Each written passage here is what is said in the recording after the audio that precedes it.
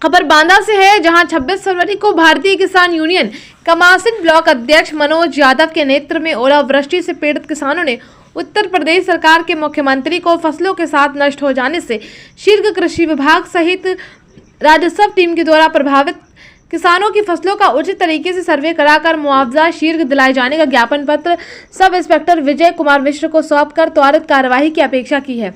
विवरण में कृषक नेता ने पीड़ित कृषकों मुकेश कुमार, रामखेलावन, शिवम सिंह, ऋतिक यादव, सुनील कुमार, राम नारायण, जगत, अशोक कुमार, उमाकांत, चंद्रभूषण, गया प्रसाद के लिखित हस्ताक्षरित पत्र में बताया कि बड़े बड़े ओलावृष्टि से खेतों में खड़ी गेहूं, लाही, मसूर, चना, अरहर सहित अलसी की रबी फसलें पूरी तरह से टूटकर खेतों में समा गईं। कृषकों ने भारी खर्च करके रबी फसल की बुवाई की थी।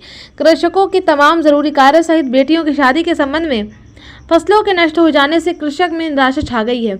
अन्ना फसलों से फसलों की रात दिन जागरण कर रखवाली करके बचाई, लेकिन प्रकृति की मार से अन्नदाता पूरी तरह तबाह हो गया।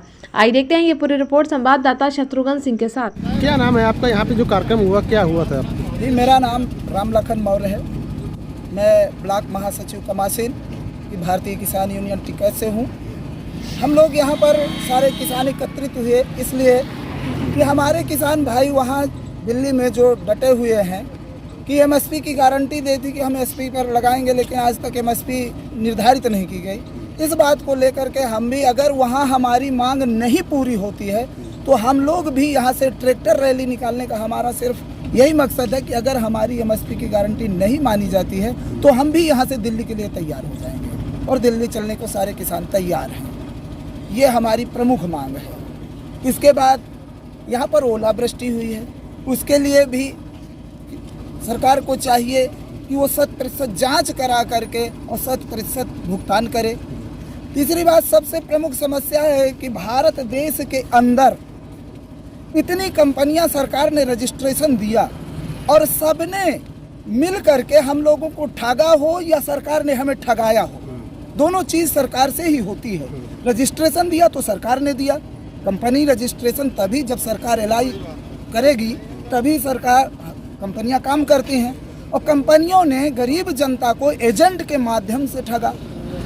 एजेंट के माध्यम से अगर ठगा है तो हमारा पैसा हर किसान मजदूर का 2 से 3 गुना रकम सरकार को चाहिए कि वापस की जाए, चूँकि सरकार ने ही ताला लगाया कंपनियों में। इसलिए हम चाहते हैं कि जितनी भी गरीब जनता, किसी को अपनी बच्ची की शादी के लिए, किसी ने धीरे धीरे अपना पेट काट करके जो भी हुआ वो जमा किया और आज उस पर सरकार अपना कब्जा जमाए बैठी है। इसलिए हम चाहते हैं और कहते भी हैं कि सरकार हमारा 2 से 3 गुना रकम कंपनियों से गरीब मजदूर का वापस कराए। कंपनियां बहुत सारी हैं जिनका नाम हमें लेना नामुमकिन है, चूँकि साधारण तौर पर यहाँ PACL, सहारा, JBG आदि कंपनियां हैं। तो हम चाहेंगे सरकार 100% 2 से 3 गुना रकम जितने भी किसान मजदूर जिनका भी पैसा कंपनियों में जमा है वो तत्काल वापस कराए, चूँकि सरकार ने वादा किया था, कानून भी बनाया है, बर्ड्स एक्ट 2019 जिसके। मेरा नाम राम प्रकाश यादव उर्फ मुकेश है।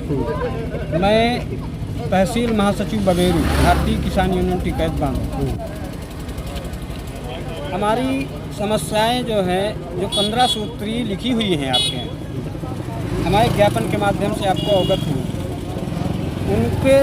उनके हमारे किसान दिल्ली तक जा पहुँचे हैं और अगर उनकी मांगें पूरी नहीं होती हैं तो हम लोगों का आज का ये ट्रैक्टर मार्च जो कार्यक्रम हुआ है, इसके तहत हम भी यूपी से दिल्ली के लिए तैयार हैं। और साथ में जो ओलावृष्टि हुई है, ओलावृष्टि की 100% भरपाई गवर्नमेंट को करना चाहिए, भारत सरकार को, यूपी गवर्नमेंट को।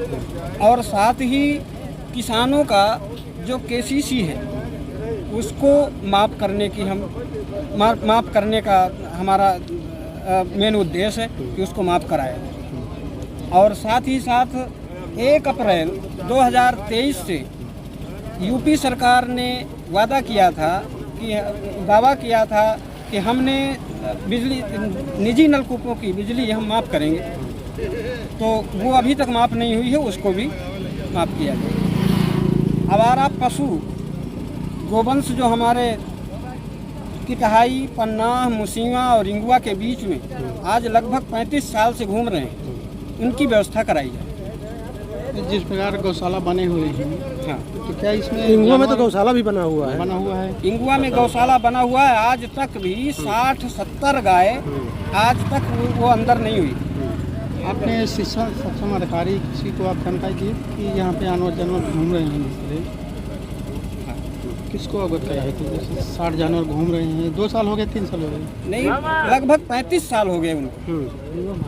लेकिन अब गौशाला भी बन गई, इसके बाद भी घूम रहे हैं? इसके बाद भी वो घूम रहे हैं और उससे किसान की फसलों का नुकसान होता है।